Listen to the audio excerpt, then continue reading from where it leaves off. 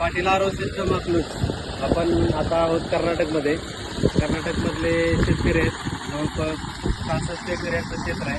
तर आपण आता 10 HP सोलर ड्युअल पंप आपण इन्स्टॉल केलेला आहे. पलीकडे आपण बघू शकतोय डेल्फिन एनर्जी प्रायव्हेट लिमिटेड यांचा आपण सोलर पॅनल इन्स्टॉल केलेत समोर. हे शेततलाव आहे. साधारण किती लिटरचा आहे सर शेततलाव आपला? 3.5 कोटी लिटरचा शेततलाव आहे त्यांचा.